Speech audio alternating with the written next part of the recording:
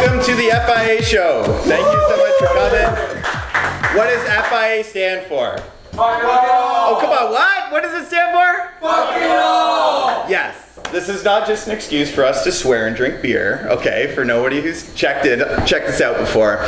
We're really about financial security, okay? It's about elevating your wealth and protecting your wealth. And the whole idea around FIA, fuck it all, comes from, I think it's reducing anxiety, if you were to get to the root of it. Because if you make good financial decisions in life, you can reduce the anxiety that you have in life, okay? If you don't buy the big, huge, massive house, buy some investment properties, or end up just making a few subtle changes in life, it can have a huge difference where you can actually end up saying, fuck it, okay? And all due respect, it feels really good when you can say that sometimes, okay? So it's not all about increasing your wealth, but it's also about protecting your wealth. And that's why we're talking about zoning today, because a lot of the times at Mission 35, we're talking about buying investment properties. And I'm so glad to have these two amazing ladies here today. Thanks for coming, guys. I know it's the last week of June. A little stressed, okay? It's a busy closing week for these guys, so I really appreciate it. But I want to introduce Alanna Stevens. Alanna is a partner. She's a lawyer with Escarpment Law. Can I call you a badass lawyer? Sure. She's a badass lawyer, okay? And I mean that in the truest respect, because like you want to be on her side. I wouldn't want to be on the other side. Okay. Right? See, look at that. Yeah, totally. She is an awesome real estate lawyer. So you want to tell everybody a little bit about yourself and how long you've been doing it for? Sure. So I am a partner with Escarpment Law Group, and we have a bunch of lawyers who work with us now. I've been doing real estate law for 7, going on 8 years, and before that I litigated for 6 years. So I sort of have that sort of tainting or benefiting, however you want to see it, my practice. And mainly what we do is real estate. We do some estates and will work, that sort of thing as well, but mainly we live and breathe real estate. So we work alongside the mortgage brokers, we work alongside the agents, and we just try to make sure that everyone gets paid, clients are happy, and deals go through. Yeah, and does a great job for people as well, so really appreciate you coming out. Service next to none when it comes down to lawyers. So awesome. That's great. And then we have Danielle Connelly. Does everybody know Danielle? Woo! Danielle's amazing, right? So Danielle's a real estate agent extraordinaire with Keller Williams. She is an investment, you also do investing in real estate yourself, and you've helped people purchase up to a 200 or 240 unit property. That's awesome. Yeah. So tell everybody a bit about yourself, how long have you been doing it for? I think I'm the same, about 7 years of being a licensed realtor. Prior to this, I was an acquisitions manager for a REIT, so I bought and sold larger apartment buildings. And that was kind of what got me into real estate, was just kind of seeing, to do on a smaller scale and actually help normal people. I was helping people in Ottawa actually make a ton of money, and wanted to help the Joe Blow to be able to retire by 40. That's awesome. You know, and I can speak personally with clients that we've worked with on together, and Danielle really cares. You take your time. You're always giving people the ABCs of investing, whether it's a single family, duplex, triplex. You do a great job with it. Yeah, I enjoy sleeping at night. So if I give someone the wrong advice and they're knocking on my door in the middle of the night because they're losing their shirt, I'd rather tell them the truth and, you know, be able to sleep at night, that's all. You gotta stop giving out your home address. I know. That's just like, there's customer service and then there's, you know. But you know what I really want to talk about today when you talk about sleeping at night too is zoning, because a lot of people who are investing in real estate, duplexes, triplexes, can get the wrong information. I think if you invest in the wrong one, it can be a mess. Right? So one of the things we hear a lot in the industry is legal non-conforming. Has anybody heard this before? Yes. Right. So what is legal non-conforming? Do you want to jump in and say what you think?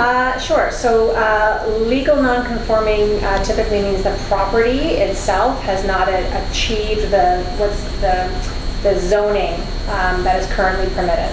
So it's been grandfathered in. So it doesn't conform to the zoning of the area, but it is legal because it's been allowed by the city.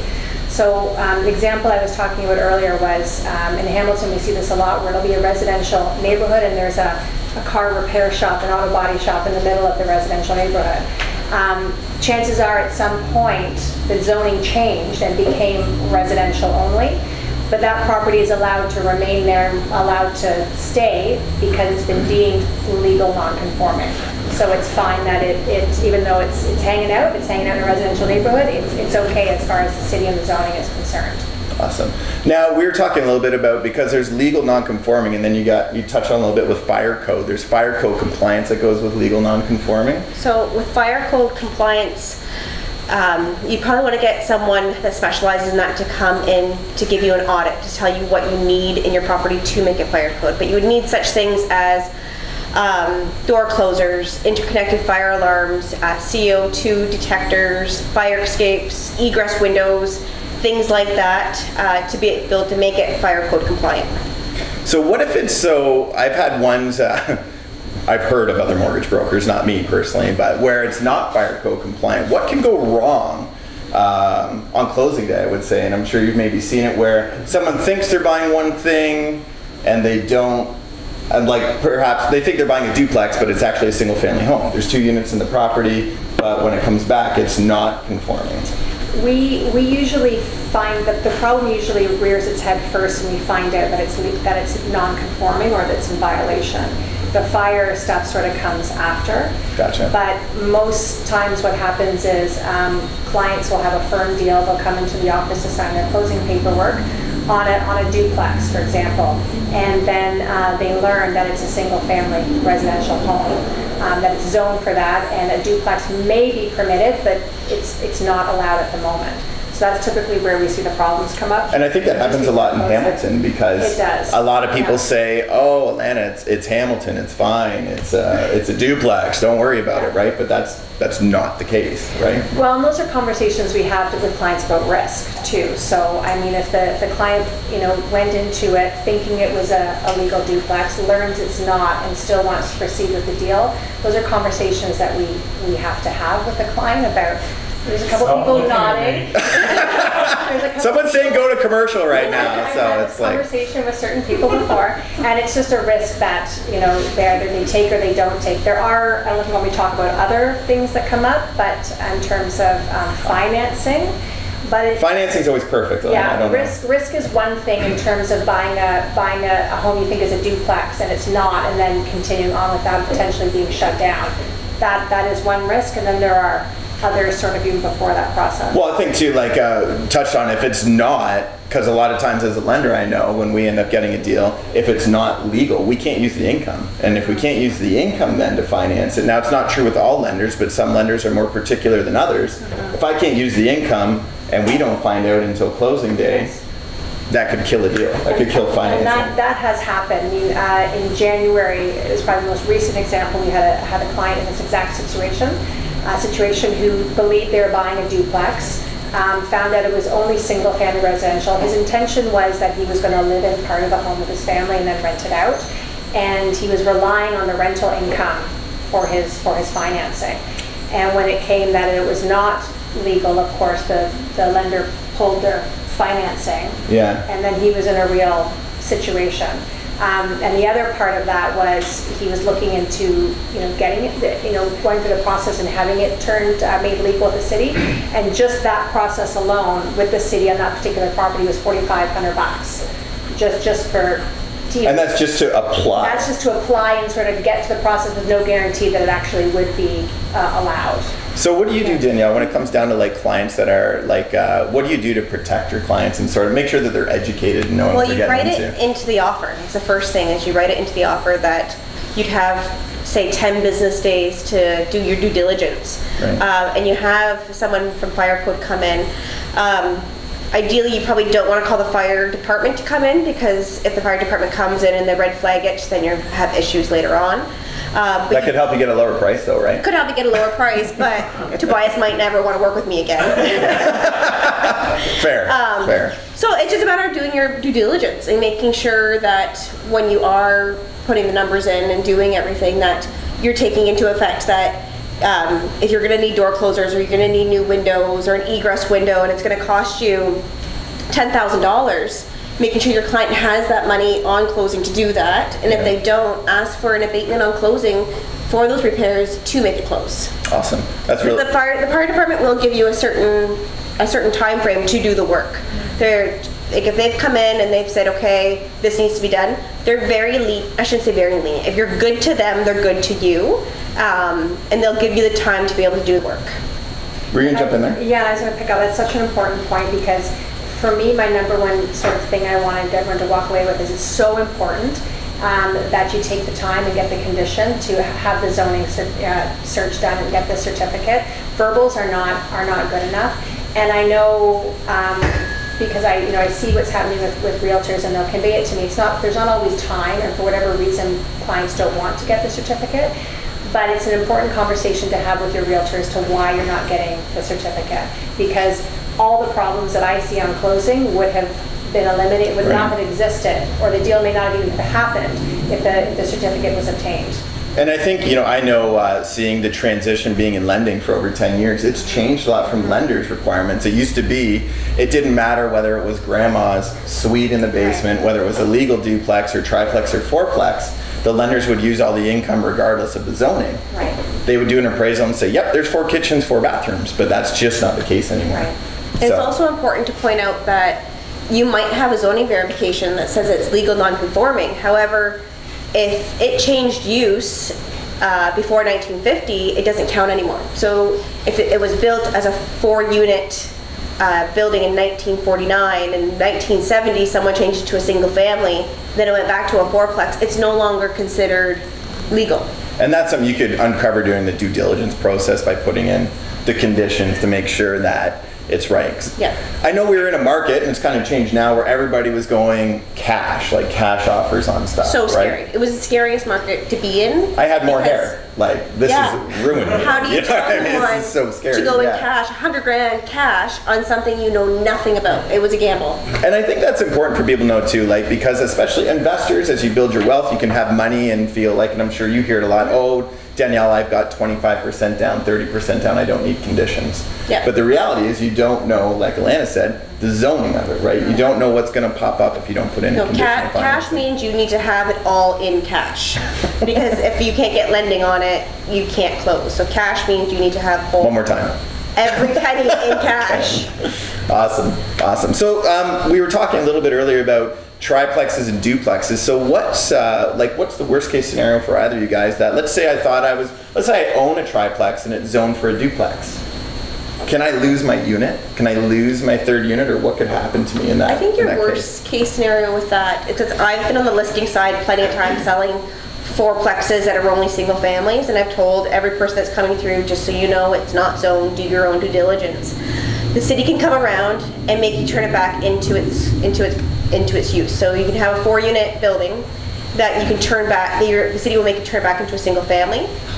Now, the issue with that, you buy a fourplex for, nowadays they're going for $600,000, but that house is only worth $550,000 in a normal market, but you're getting more money because it's income. Right. But now you've got to spend $100,000 to $150,000 to turn it back into a single family. So now you're into this house for $170,000 or $750,000 when it's only worth $550,000. And then you lose your rental income. You lose your rental income. It's back to a single Right. family home, and you're out $250,000.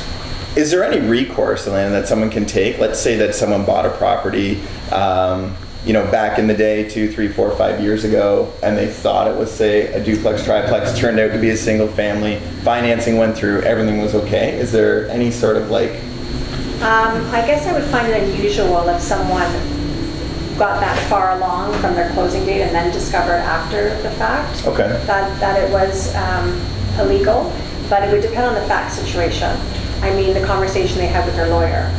We're assuming they didn't use you in this transaction, right? Because they would know if it was you. We know that. I mean, so. it would depend on what was in the agreement, what the seller disclosed, what their agent told them, what the listing agent said. The conversations they had with the lawyer, was a certificate pulled? Did they waive, their rights in the face of that and decide to proceed? So it really would depend on. And would that be then a title insurance issue, or could that be a title insurance issue? Or That's a good question. Yeah, it's possible. That's a great question. And again, it's lawyers love to give the "it depends" answer, but it depends. I mean, it really depends factually on all the things. so it'd be like an investigation, because Yes. title insurance is something I know we always hear about, like when we hear closing costs, pay title insurance, what's that for? I'm paying a fee for, I don't really know what, but sometimes it can come up and help. It does, maybe. and it may, depending on all those facts, if it's impacted the marketability of the property, then title insurance may step in and cover that. Awesome. Because I once had a 12-unit building that my client purchased. We pulled zoning on it, and it had some pretty weird wording on it. But needless to say, it was a purpose-built 12-unit building. Someone in 1970 turned the first 2 floors, 6 units, into commercial.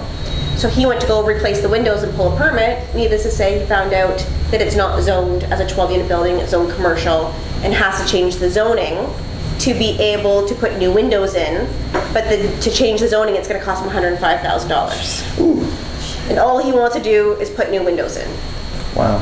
So now, he has to pay $105,000 and then the new windows, or just do the windows without pulling the permit and hope and pray that no one gets hurt. That's okay. You know, it's so important to do your due diligence on this stuff and slow down. And that's why we talk about protecting your wealth, because $100,000 on your investment, that's your ROI, your return blown out of the water, right? I want to talk about, we see a lot of people doing the in-law situation now. Is there any ramifications on closing, I guess, if it's a single family home and you have an in-law? Is there anything different about it? Is there just a single family or anything that you advise people on with that? I often don't know if there's an in-law suite. I don't get to physically see the properties, and if there's no reference to that, I may not actually know. I don't know if you have any experience with that. Well, it all depends, I think, on the use of it too. My biggest advice is let your lawyer know and let your insurance broker know. That is awesome advice right there on insurance. Because if your insurance company knows that there is someone living in the basement, even if it's not legal, your insurance company is going to cover you if there's a fire or something happens. If your insurance company doesn't know, then I think that's your biggest bet. Even that, so say if you have an in-law suite, you live in it for a few years, you decide that you're going to move out, rent it, and move on, you can apply to Section 19, and there are some guidelines. And what's Section 19? So Section 19 is a kind of a loophole with the city that allows things that are not legal to become legal if they pass certain requirements. And one of those would probably be the fire code requirement. And things So you need to have drywall, certain firewall drywall on the ceiling. You need to have egress windows. It needs to be 699 square feet. You need to have a double wide driveway because you have to have one parking spot per unit, but they cannot be tandem. There's a whole list of things that you need to get done. But if you pass all these requirements, you can, and as long as you're in certain letters of the city, so it's zoning map, there's letters, and you can be in, oh gosh, don't quote me now, but we won't. most of Hamilton Mountain is so I know H and C for sure, and D, but as long as you're in that and you apply, you might have to go to the Committee of Adjustments for a minor variance. A minor variance, because the ceiling height has to be 6.8, but if you're at 6.7, maybe they might give you that variance, as long as your neighbors don't say anything, because when they do the minor variance in the Committee of Adjustments, it does go down to the city, and as long as one of your neighbors don't show up, you should be okay. But there are some loops around it to get things legal. You know what, I think the city gets a bad name sometimes, and I've cursed it myself a few times, but the reality is, because I've had property where I've had to negotiate, and I think with all the Section 19 that you're saying, they will work with a lot of people as well too on that. Like I think there's, depending on if it's something like an older Victorian home, this and that, you still have your rules and regulations, but I think if you have the inspector come in, is there room for negotiation that you find, Well, or is there? If you notice on Herkimer, this is a perfect example, on Herkimer, they're all triplexes along the whole street. They all have top floor apartments, they only have one exit. So I asked because I had a zoning verification saying it was legal triplex. And I asked the fire department, why? How can I do this here and not in the East End? He goes, it's Herkimer, it's more density, we want more people here. We kind of turn a blind eye to only having one fire exit. Interesting. Yeah. Get that in writing. Well, yeah. Right? It's a perfect, I had a zoning verification saying it was legal, so they couldn't take it away. Yeah. So I asked, and he goes, it's just because it's a denser area, we need it. Gotcha. Have you ever run into any issues, Alanna, with commercial and mixed use zoning, where people think they're getting one thing or trying to change the zoning on it? It's the same sort of process. Where if we get the certificate and it's not what they think it to be, The first avenue is trying to go back to the seller if it was misrepresented, and we try to get an abatement of the purchase price, or it just simply depends what the client wants to do. But it's still, if it's a shock, it can be a really big mess. The agreement's firm, so we're well into it at that point. Well, that can be, if there's a mixed use component, then you're also subject to HST as well too, right? Which can be an issue on that? Yeah, and that's a whole... Oh, another show? Another show. benefit, Okay. HST. We'll do HST another Well, day. and that's problematic if the agreement of purchase and sale has been done on like a residential form only, and HST is included in, but there is an HST component, then the seller could be in a lot of, the seller could be mad at their agent because now they're having to take the HST out of their... That's a lot of money. But it's always a big Purchase fight because price. it's the day before closing it happens, and how much is the commercial worth and how much is the residential worth? Yeah. Because residential you don't pay the tax. Yeah. Commercial you do, so you say, oh, the commercial's worth nothing. Yeah. Oh, it's worth a couple dollars. It's all value in the residential. Yep. So unless you don't have that on the offer, it's a huge mess on the day before closing. Yeah, a lot of the takeaway I think is like you have to have an agent who is savvy and does their due diligence and is willing to walk through that due diligence with you. And I think for that's, sure. I just want to reiterate that so much because a good real estate agent, it may be a family member, but not, and I say that because we see so many times people get pre-approved and they say, I want to use my sister, she runs a bake shop and she's a realtor on the side, right? I love baked goods, but, okay. But the reality is what you're saying is sometimes people are looking at saving $10,000 in a commission or 15 or 20, which is a lot of money, but it could be costing them $100,000 down the line in a bad investment. It's not so worth it. important to It's do so that. important because by the time the deal comes to me, it's almost 100% of the time it's firm. Yeah. So there's only so much that can be done at that point. We're trying to sort of stuff the genie back in the bottle or sort this out after the fact. And I'm sure sometimes you have willing parties on the other side and sometimes you don't. Well, and most times you don't because they'll say it's a firm agreement. Right. So, have you ever had any deals where you've had to go back or change things or renegotiate based all on the the time. zoning? Yeah, so it's a common thing? All the time, yeah. Yeah. Never on my buy side, because the buy side's always perfect because I'm the agent working. I know that. Always perfect. Of course, going towards listing side. But there's been tons of times where people have bought something I've been the listing agent, someone has purchased. They didn't do their due diligence because the market we were in, you didn't have time to do it, and then they've come back after trying to fight it. They've always closed because they have to close or they're going to lose a lot more. And the market we were in, you could get away with it because the market was going up by 100,000 every year, so you could get away with it. You can't do that in this market anymore because the market has dropped 5% since last year. Yeah. So you don't have that wiggle room anymore to say, okay, I'll do some improvements and I'll get my money back out of it.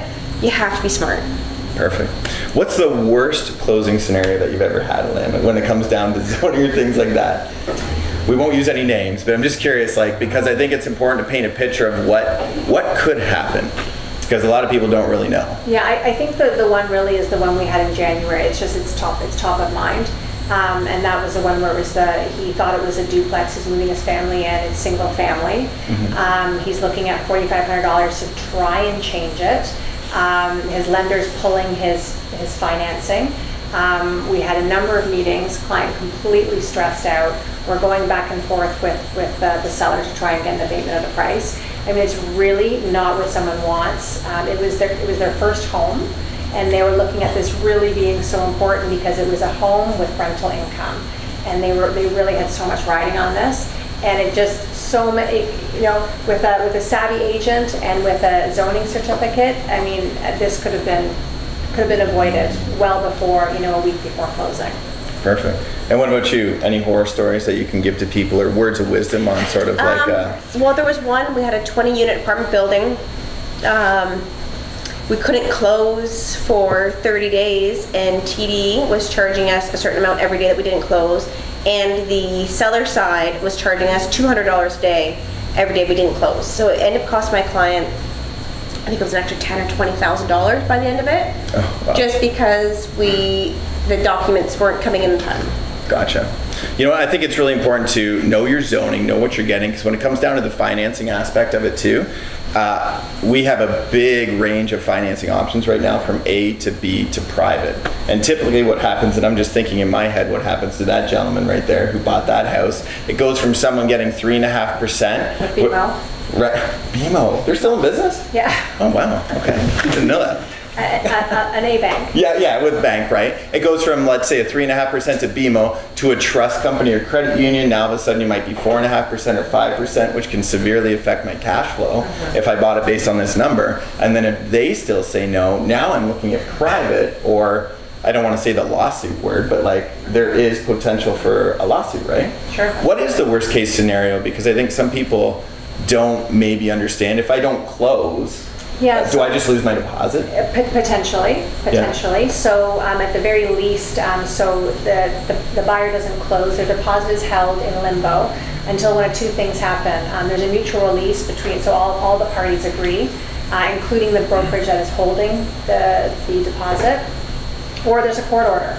So right off the hop, the buyer's deposit is held up for, we don't know how long. The seller relists the property for sale.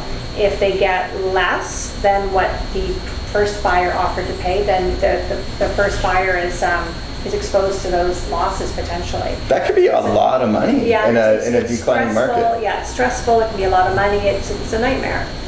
And I think the ramification of that, like if you buy without an experienced realtor in that, like I think there was a case out in BC, we're not there yet, but where it was almost $200,000 less. Yeah.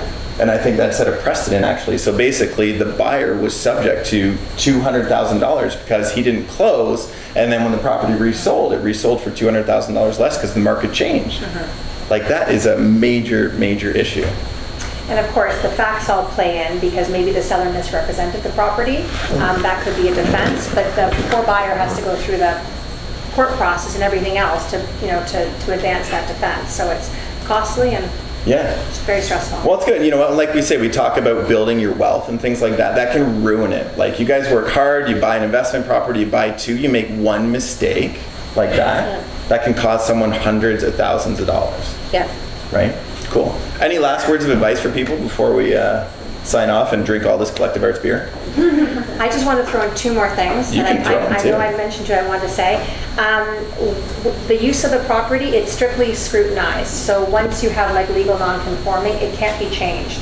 You're taking it as is, where is sort of thing. So if you make improvements to it or additions, that does not come under legal non-conforming. Also, if you abandon the specific use and you do something else with the property, you can't then come back to and try and reclaim that legal non-conforming use. That was like what you're saying with the grandfathering part, Grandfather right? has Where to if go back you- to Yeah. Gotcha. continuous since the 1950s. Yeah. Gotcha. Why in the 1950s? What happened? I think it's like July something in 1950. I don't know. Was Maybe. it 50s? Like I don't know. I wasn't even a thought at that time. So I've heard, I've never done it myself, but I heard someone get the little old lady from the next door that had been living there since the 50s to write an affidavit to say that it was whatever, like a triplex or duplex or whatever it was, and write an affidavit and the city accepted it. Now, I've never had that happen to me, but I've heard rumors I love affidavits. that an affidavit was written by a little old lady that lived next door. Oh, very cool. Yeah. Awesome. Oh, that's good. So basically, make sure you know what you're getting and the use that it is as well too. Did you have a second point on there as well? Nope, too? that was Anything sort of else? all two rolled into one. Awesome. Well, guys, any other questions you guys have on zoning or anything else like that? Let us know. Email them in. Tweet them in. Whatever you want. But just be careful, right? At the end of the day, protect your wealth, right? Because your wealth is so important. You guys work so hard at building it up, and it can be gone so fast. So please use some lovely professionals in your life, okay, to end up looking after it. All right. I want to say a big thank you to you guys. I've got. It's not a paddle for any bad clients, okay? But it's like What are I'm these? sure you want to use it sometimes, the okay? barbecue? Yeah, it's for the barbecue. So you can like Love it. block the rain and barbecue at the same time, Thank you okay? very much. So a big thank you to these guys. Thank you so much, guys. Tune in next time. And make this a fabulous day. Appreciate it.